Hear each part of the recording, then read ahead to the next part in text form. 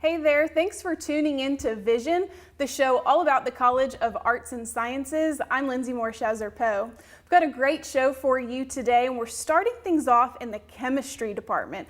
I want to welcome to the show Assistant Professor from the Department of Chemistry, Nick Fitzke.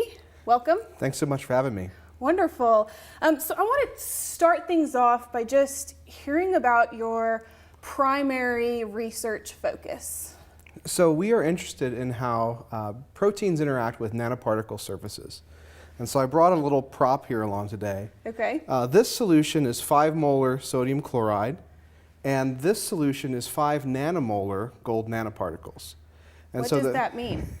So the gold nanoparticles are little spheres of gold. Okay. And because of their what we call plasmonic properties, they have a very bright color. And so you could drink this, it would be horrible tasting because it's very salty, and you would never know it's different from water, even though the concentration of this solution is over 9 orders of magnitude higher than the concentration of this solution. Okay. And so we'd like to be able to put proteins on the surface of these nanoparticles and try to have them functional when they get there so they can work as sort of like microscopic sensors. We might be able to use that to detect molecules that we're looking for, or perhaps deliver drug treatments in new ways. Well, you're kind of touching on my next question, which is your research, but what are some takeaways for the general public of what you do? Because it's full of jargon and kind of you don't know what you're talking about or hearing. You may be like, well, what does that mean for me, or what's the application? So the application is, obviously we want to be able to design sensors, but if you think about infections, particularly infections that people acquire in the hospital, many of those are coming from bacterial biofilms. And so bacteria are attaching to surfaces, and they use that as sort of a sink so that they can then infect people who might be hooked up to a dialysis machine or some kind of medical device. And the bacteria attach to surfaces by means of proteins on their cell surface. And so we'd like to understand the physical principles of how that interaction occurs so that maybe we could develop better ways to prevent bacterial attachment to surfaces. And so this starts with gold, but then hopefully we're going to go to other surfaces as well and investigate many different types of protein interactions. Great. And what you're talking about, is that biophysics? It's one field of biophysics. Well, can you explain biophysics? So biophysics is kind of using physical tools and physical principles to understand the behavior of biological molecules.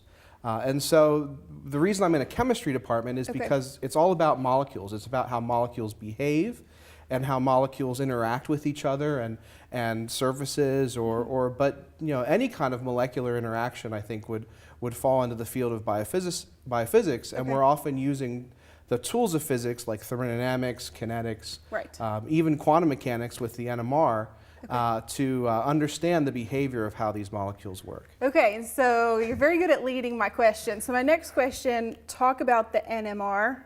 So NMR is our facility on campus, right? Yes. Okay. NMR is nuclear magnetic resonance spectroscopy.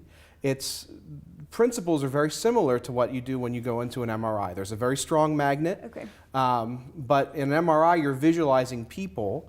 In an NMR instrument, you're taking a very small sample and you're looking at how nuclear spins interact with that magnetic field. And you can get lots of information about the chemical environment of individual elements and atoms in your molecular sample. And so we're trying to understand individual properties of proteins as they interact with gold nanoparticles using NMR spectroscopy. And we have one on campus. We have 3 on campus. 3 on campus, okay. So we don't have the most number of NMRs in the state. Unfortunately, Ole Miss has the most, but we have a very, very powerful 600 megahertz NMR with what's called a cryogenic probe. So it's extremely sensitive and exquisitely tuned to measure protein structure and interactions. Wonderful. And so in that sense, I think it's some of the best instrumentation in the state. Right, and that's something to be proud of. Yes, for you all, arts and sciences, and the university. Exactly. We hold the prize of having the most expensive room on campus. Yes, I think so. I think so. Well, real quick, I know you had a conference this past summer. Can you talk about that briefly and just what happened with it, and were you able to bring anybody to campus that was exciting or a special guest? Well, I'm a scientist. All scientists are exciting to me, so maybe that's my excitement might be a little bit different. But we brought Walter Chazen in from Vanderbilt. He's another NMR spectroscopist up there. We had about 70 participants. This was the Mississippi Regional Biophysics Consortium. And we were able to bring in people from Louisiana, Tennessee, Alabama, obviously, and a good number of faculty. The goal is to sort of establish collaborations. There's not really a whole lot of biophysics in the Southeast, and so we want to try to build on what we have, and particularly if there's instrumentation available at, for example, UAB, that we don't have access to here, let's try to get a collaboration going. Sure. Very interesting stuff. Thank you so much for coming in today. It was great. And we'll have more coming up after this short break. If you want to have a big impact in the world, you have to start small. At Mississippi State University, we're starting in the Gulf of Mexico, where a small but crucial barrier island is quickly fading from view. Millions of state dollars are spent dredging sand to replace the vanishing shores of Deer Island, but we think we can do better. We're applying cutting-edge sediment tracers to map the flow of currents and predict the course of sand that's carried out to sea, a process that will help us better understand the drastic transformation taking place. While this is a more cost-effective way to prevent the loss of an island, it's about so much more than saving dollars. It's about taking the first step in a long process to preserve our environment and secure a better, brighter tomorrow. We might be starting small, but rest assured, at Mississippi State University, we're dreaming big.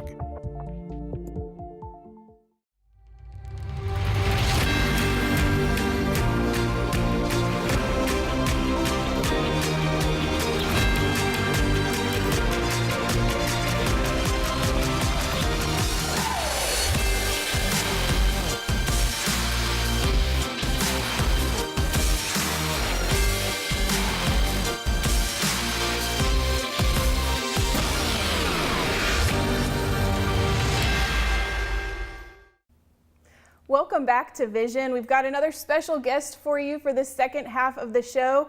I want to introduce you to physics major Randy Niffenegger. Thanks for coming to the show today. Yeah, thank you for having me. You're our first student on the show. Really? Yes. I feel special. You should feel special. You should feel very special. So I want to ask you first and foremost, because you're from Wisconsin, why Mississippi State? Well, I'm the youngest of 3 kids, so I had 2 older siblings who also both went into physics, and so I toured a lot of schools with them for their undergraduate, then for their graduate degrees, so I really kind of knew exactly what I was looking for. And my mom, she's a high school chemistry teacher, and she kind of saw, that this university was doing some good stuff, and she kind of just, she said, why don't you take a look at Mississippi State? Okay. And so I looked at it, and I knew it was exactly what I was looking for. I actually didn't even come to tour campus until orientation. It was a little too late to say no, and I fell in love, and so not looking back yet. That's awesome. So what did you like so much? Well, I loved the feel of it. I loved the fact that, it was this great university and community, but at the same time, there was this incredible research going on. And not only was there great research going on, there was great research for undergraduates going on. Yes, and that's something you're very involved with. Exactly. And so you kind of answered my piggyback question, which is why is physics? It seems like science runs in the family. Yeah, a little bit, yeah. Okay, so while you've been here, you've been very involved. But one of the things I want to talk about today is the Dean's Student Advisory Council, which is DSAC, we call it on campus. And you are the president. So tell me about getting involved with that, first of all. Well, the Dean's Student Advisory Council was something that I kind of jumped on when I found out, that there was something like this on campus. We serve the College of Arts and Sciences, and basically it's a group of, 2 or 3 students from every department represented, and we serve as advisors to the dean, as it says in the name, but then we also do a lot of recruiting for the College of Arts and Sciences, and I really love the whole dynamic of it. I get to, it was exciting. It was a great moment for me when I was walking around campus, and I was walking, on the drill field, and the dean of the College of Arts and Sciences says, "Hey, Randy, how's it going?" It was this great, feeling that, they really care about you, and you can really interact with them that way. But then also I get to recruit, these incoming, freshmen and their families, and it's so great because I mean, when you're coming into college, it's so exciting. Everyone, is filled with questions, and it's a big step. It's like it's this great new chapter, and I love going through that process, and I love helping them go through it too. And so you're a representative then at things like Academic Insight Exactly. and recruiting Yes. events. I mean, do you see a separation between you as president and your role and some of the other students who are on the council? Yeah, well, we all kind of do our own little part, and that's Okay. one thing that's really nice about having such a dynamic group, with people from every major, is that everyone kind of has their own sets of skills. As president, I've gotten to do a lot of great things with working with, alumni as well, and benefactors to the university, and getting to work and communicate with professors and the deans. Specifically, the last thing I got to do is I was the student representative on the new dean search committee. Right. And that was really exciting, kind of getting to see behind the scenes. Yes. And really, helping to make decisions that'll benefit the college and impact it for many years to come. Sure. If you could give advice to another student about getting involved, whether it's with DSAC or just on campus, what would you say to them? Well, I would say explore every door and keep as many doors open as long as you can. I'm passionate about a lot of things, and that sometimes gets me in trouble when it comes to scheduling my time. But I'm passionate about a lot of things, so I look and I explore into those things. There are a lot of great opportunities on campus, but there's some that aren't even available until you ask. Right. For example, our last guest, Dr. Nick Fitzke, I was curious about biophysics, so I went to his office and I just knocked on his door and I You said, showed hey, up. I want to talk about this because we don't really have anyone else that does this. And so, there's a lot of, opportunities and involvement on campus. You just need to kind of look around and be asking questions and ask the right questions. Right. Really quick, Yes.